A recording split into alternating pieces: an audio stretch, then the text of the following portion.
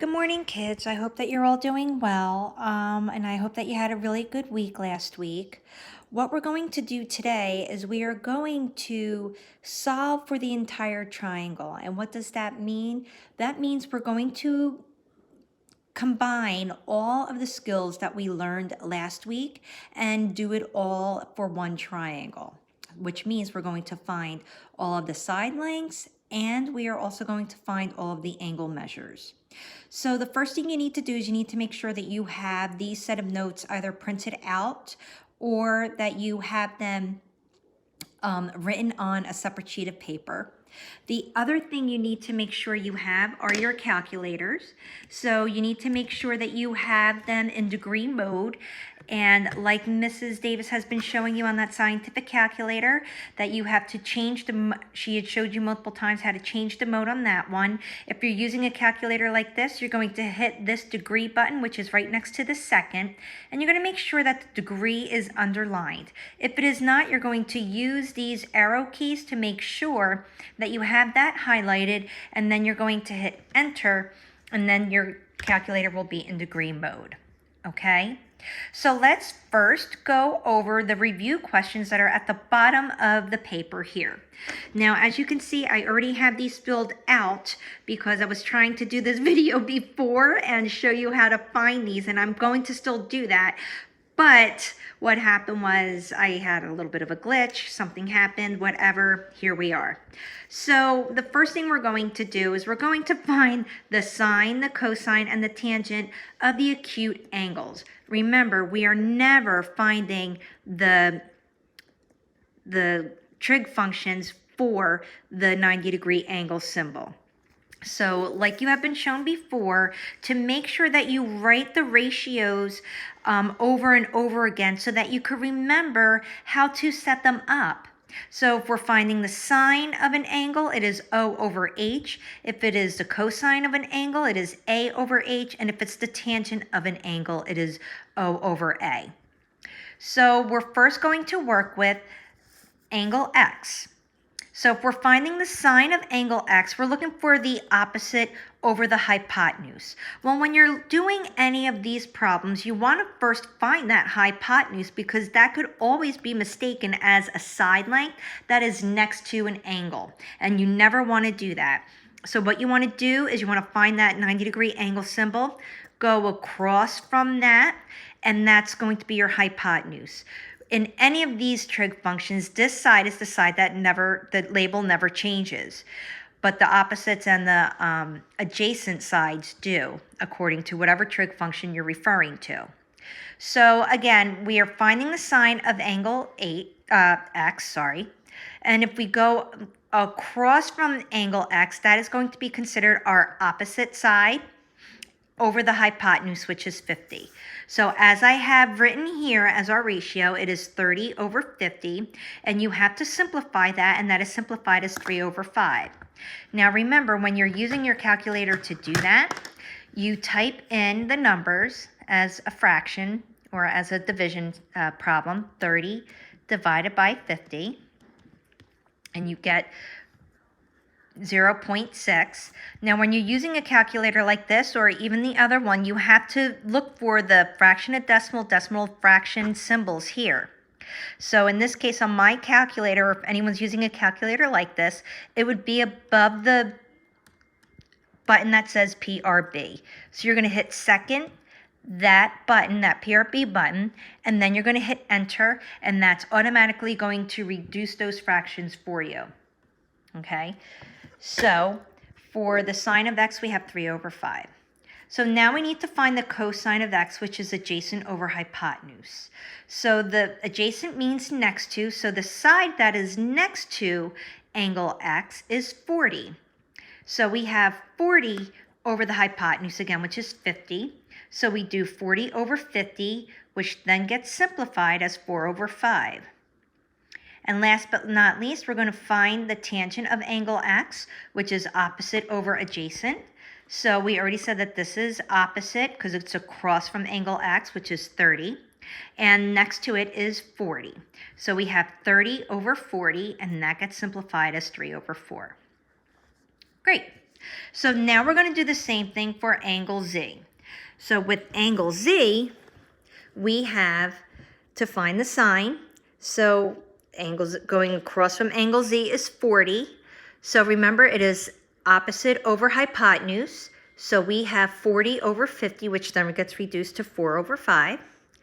The cosine of Z is adjacent over hypotenuse, so the side next to angle Z is 30. So now we're going to do 30 over 50, which then gets simplified as 3 over 5. The same thing for tangent. It is opposite over adjacent, so we know that it is 40 over 30, and that is 3 over 4. Now, as already stated before in previous lessons, the sine of one angle is going to be the cosine of the other adjacent angle, as you could see here. And then for the tangents, they are going to be the reciprocals of one another. So that's another way you could try to remember if you haven't done so already. So now we're going to find the missing side lengths. And we do that, remember, by putting together a ratio and solving for x. So we have in our problem here the 45-degree angle symbol, which is labeled. We have 35, the 90-degree angle symbol, and this x. This x represents the side that we are looking for. So what we do is we circle the acute angle, and we label the parts of the triangle that are given to us. So if we go across from the 45-degree angle symbol, that's 35, we know that that is opposite. The side always across from the 90-degree angle symbol is the hypotenuse. So which one of our trig functions has O over H? It would be sine. You got it. So we're going to do 35 over x. So that is why I have here the sine of 45 is equal to 35 over x.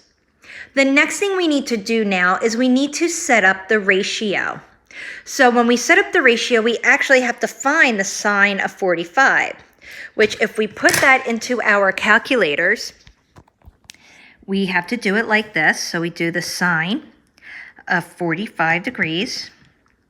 And remember, we get points, we get a very long decimal, and you want to use 3 numbers after the decimal and you want to round up or leave alone the third number after that decimal. So we look to the 1 to the right, and that's a 1, so we're going to leave this alone.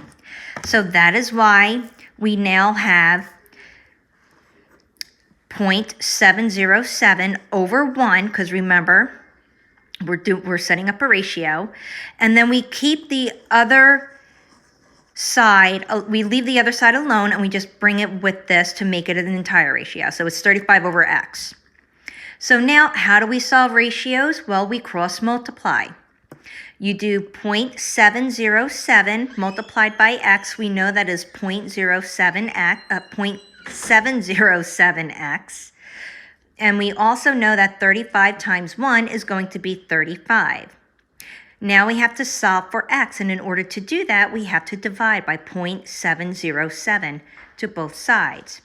And when we do, we get x equals 49.5. Because when we are talking about side lengths, we have to round to the nearest tenth.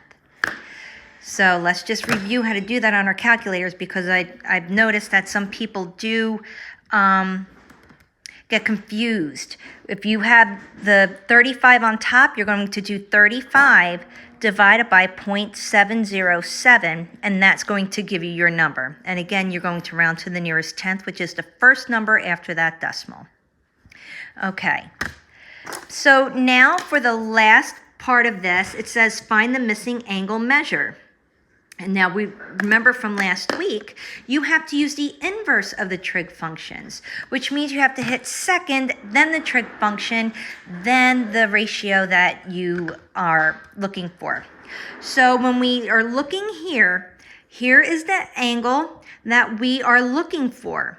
Now we have to identify the parts of the triangle that have been given to us in relation to this angle. So we see that this is given to us, and it's right across from that right angle symbol, so I'm going to label that H. The one next to that angle over here, we are going to label that adjacent.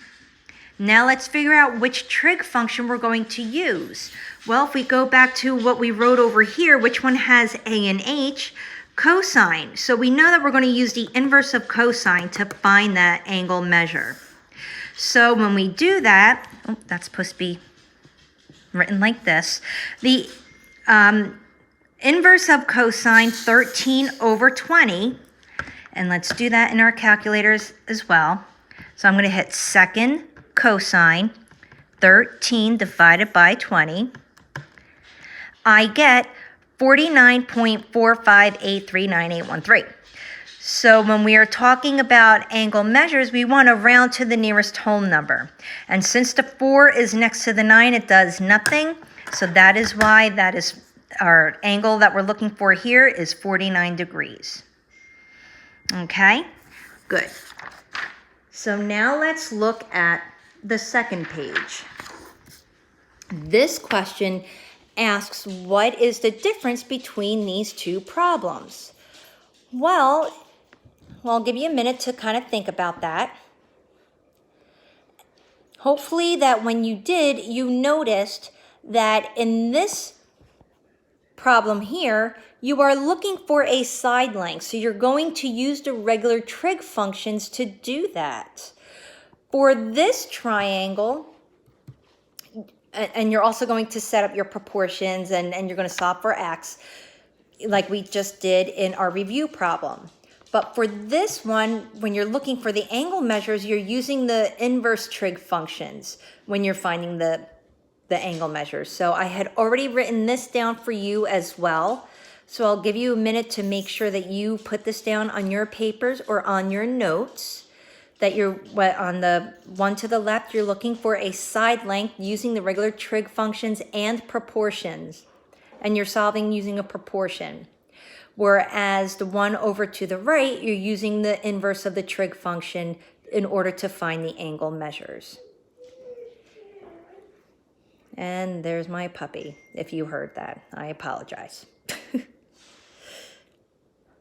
So now let's look at this first problem. You can take out your study sheet if you haven't been doing this already.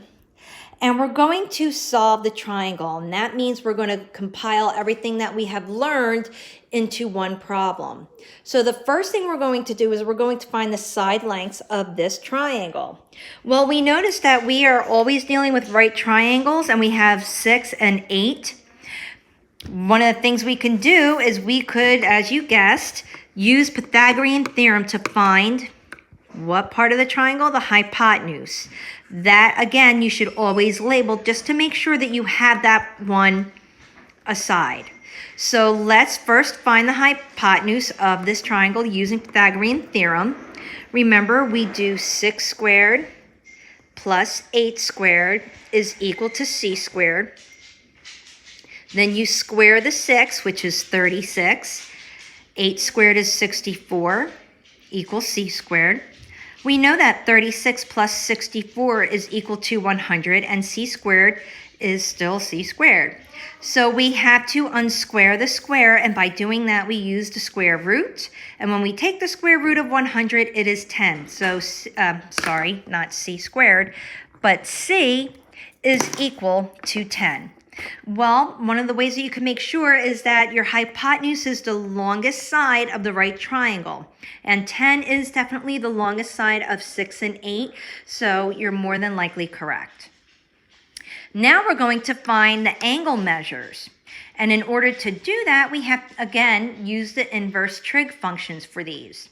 So I have angle A circled. And across from angle A is 8, so I labeled that O. And next to it is A, and that is 6. So I'm going to use the tangent, the inverse of the tangent function, in order to find that angle measure. Even though it's already labeled, don't worry about that for the moment. So this is how we would set this up. The inverse of tangent angle A is 8 over 6. So again, what you need to do is you need to go over to your calculator and find the inverse of 8 divided by 6. And we get 53.130 and all these other numbers. So remember, we want to round to the nearest whole number. The 1 does nothing to the 3, it leaves it alone. So the measure of angle A is 53 degrees. Now, to find the measure of angle B, we use these numbers again, 6 and 8. And remember, from before when we're looking at the tangents, they are the reciprocal, or if you need to go across, this becomes O, and then this one then becomes A, which is why it is 6 over 8. So then we write out the inverse of angle B is 6 over 8, and we are now going to use our calculator to do that. 6 divided by 8. Okay, so that it looks like this. Hit enter, and we get 36.869, and so on. So we know this 8 changes that 6 to a 7, so that is why the measure of angle B is 37 degrees. Now, one of the ways that you can check your work is, remember, what do all of the angles have to equal total? They have to equal 180 degrees. So that's why I have this written down here for you, so that you can check your work after you found those angle measures to make sure that if they equal 180 degrees. If not, then you did something wrong. Maybe you did not use the inverse function. Okay. So now let's go to the last page of our notes. And we need to solve another triangle. We're just doing examples at this point. And remember, we are just using all the skills that we learned last week and putting it into one. So I have angles. Let's find our angles first. Well, we have a 90-degree angle symbol and we have 58 degrees. Let's do the shortcut here. Let's see if we could find angle D without having to do any trig functions, which in this case we can. Because remember, if they all have to equal 180 degrees, we just add these two together and subtract it from 180. And that is what I have here for you. 90 plus 58 is 148 degrees. Subtract that from 180, you're going to get 32.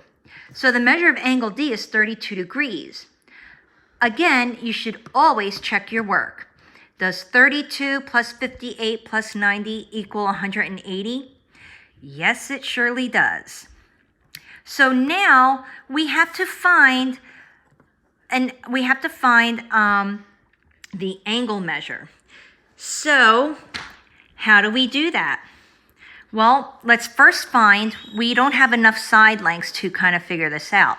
So let's try to find one of the side lengths. So let's see if we can find EF here. So I'm just going to put an X here. And again, it doesn't matter which side lengths you want to find, but I just chose that one. So if we do, we're going to now set up our problem so that we can find that side length. And remember, I'm going to use the given angle measures here in my problem, which is 58 degrees, to set up my proportion. So I'm going to first circle my 58 degrees, and we're going to determine where these sides are in relation to this. So if I go across from 58, that means that it is opposite. And this EF is right next to it. It's not the hypotenuse because this would be considered the hypotenuse. So if I have opposite and adjacent, we know that we are going to use, let me label, opposite and adjacent. We know that we are going to use tangent. So tangent of 58 is equal, remember it's opposite over adjacent, which is 14.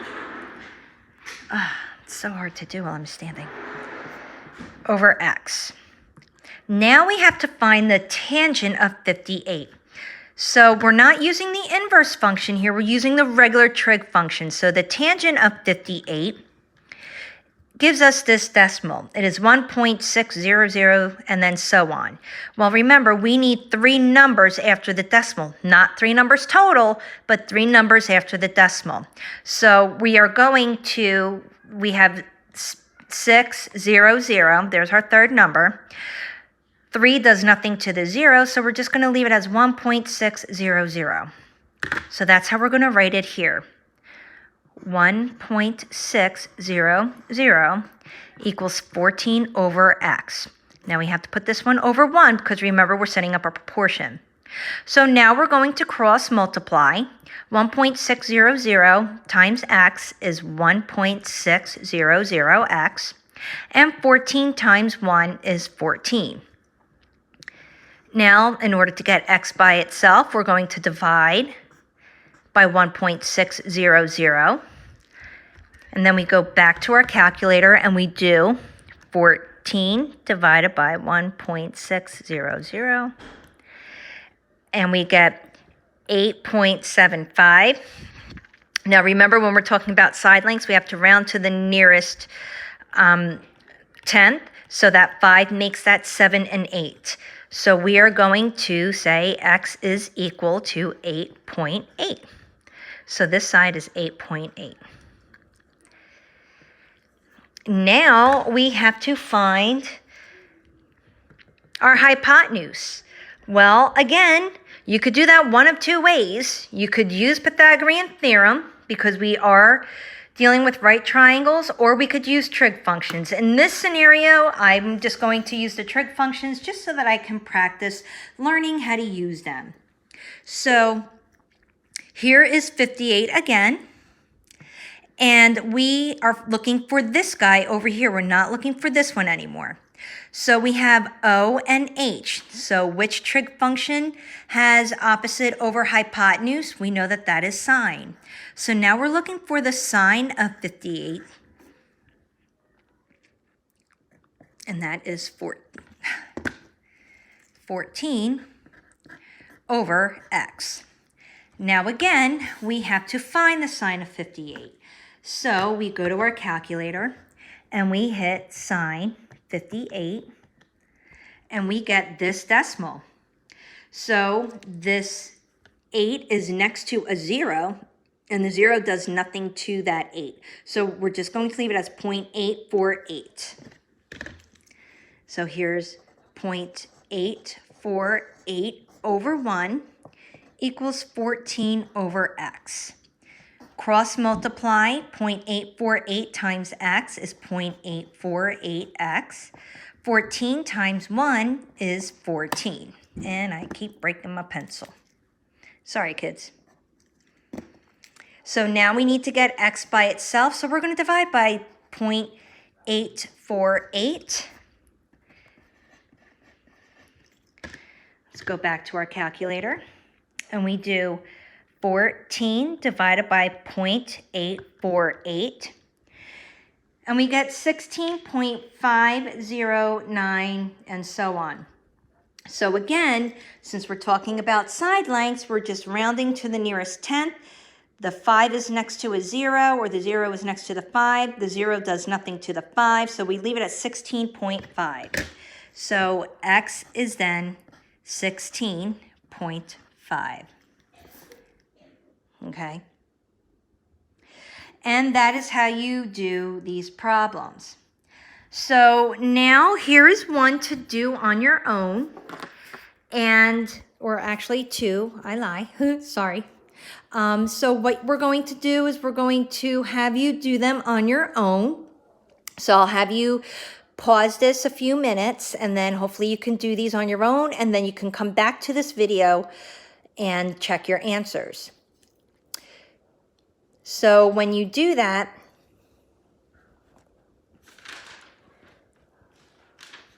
you have, I'm going to have to stand up for this again. I apologize, kids.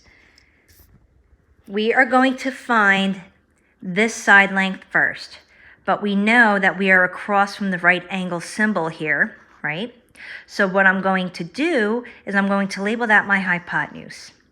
And we know that we are given one leg, but not the other. So let's try to find this other leg. Now we can do this one without using any trig functions. So let's use, like we said, Pythagorean theorem. So we're going to do a squared plus b squared equals c squared. You get 19 squared plus x squared equals c squared. When you type it in your calculator, 19 squared is 361. Ha! This c squared, we already know it. It is 28. We got 361. 28 squared is 784. Remember, we have to get x squared by itself, so we are going to do 361, subtract it from 384. My crazy house, kids. Sorry, always an interruption. So we get 423 equals x squared. So what we have to do now is we have to make sure that we take the square root of 423. Take the square root. 4, 2, 3. And we get 20.566. So remember, we need to round to the nearest tenth. The 6 is next to the 5, so that makes that a 6. So it's 20.6. So here's x equals 20.6. So this side is 20.6. So now we are left with all the other angle measures here. So what can we do? Well, we need to do the inverse trig functions for these. And we are always going to use the numbers that have been given to us, the side lengths that have been given to us in the problem, only because we want to ensure that we did our math correctly. So the first angle I want to look for is angle E. And we want to see which one of these two, how to label this side in relation to angle E, because we already know that we have the hypotenuse. So we know that that is next to angle E, so I'm going to make that an A. And we also know that when we use our trig functions, or our trig functions that have A and H in there as their ratio, is cosine. So we're going to use the inverse of cosine. So we have the inverse of angle E, cosine of angle E, is 19 over 28. And we are going to do that on our calculators.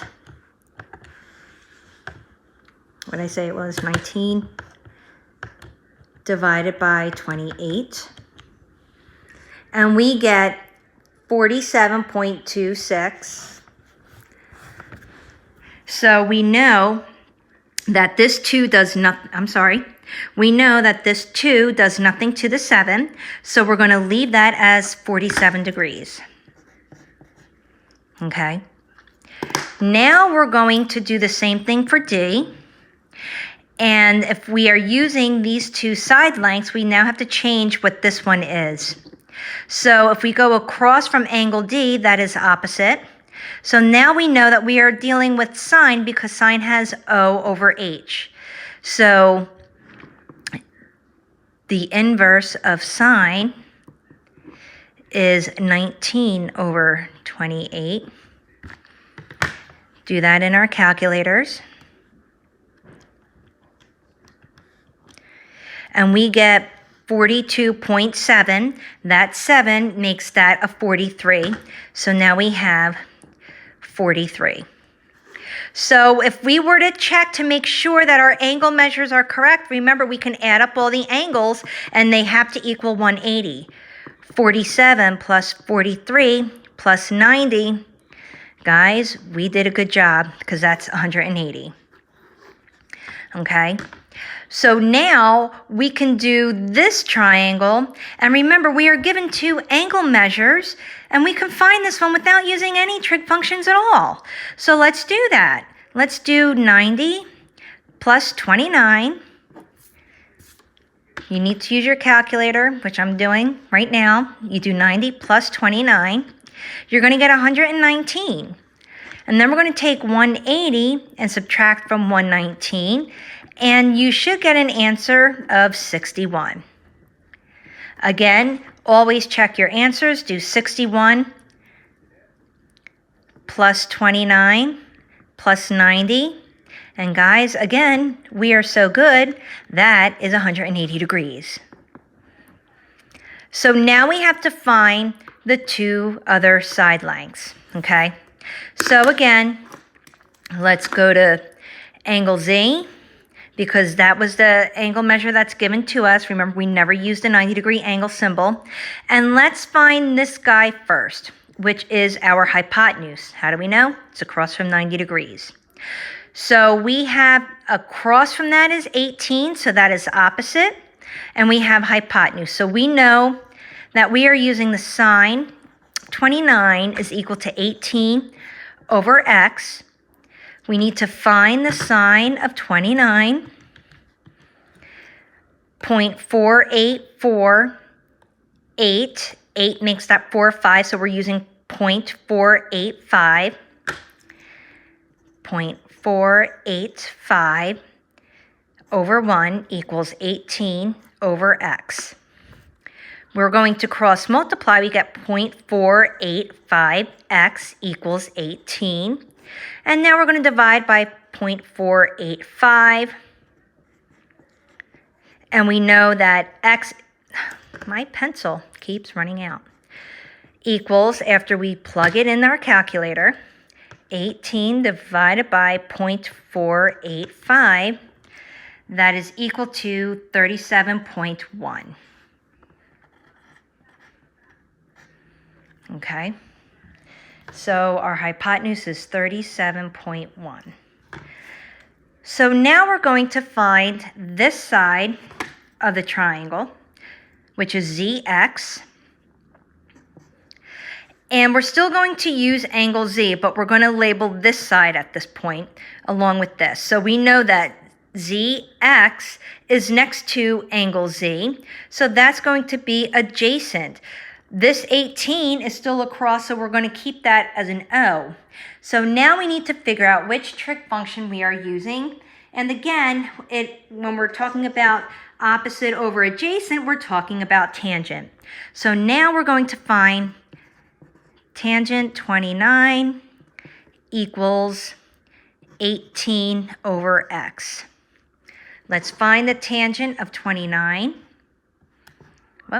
Tangent 29.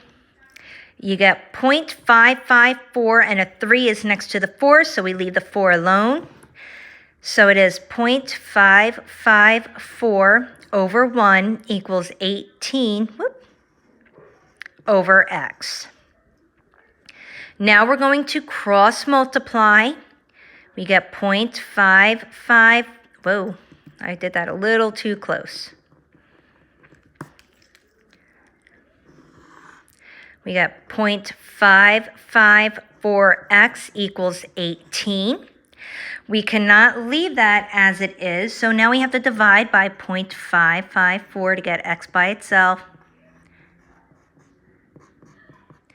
Go back to our calculator, and we get 18 divided by 0.554. And we get 32.49. That 9 makes that 4 a 5. So we now have x is equal to 32.5. And that, my friends, is all she wrote. So hopefully when you had paused and you did these on your own, that you got those answers as well. So now you have a homework assignment, which is written here. It is Algebra 1, 8HHX, and you're going to work to 80%. Please make sure that you contact either myself, Mrs. Davis, or Mrs. Capra if you have any questions about the IXL or any questions about this lesson. Again, this lesson is a compilation of everything that we had already learned, so hopefully most of this was review. We do understand that there are a lot of steps to this, but again, we have already done these problems. But like I said, if you have any questions, please make sure you reach out to us at any time up until 2 o'clock, okay? I hope you guys have a great day, and I will be in touch. Talk to you guys soon.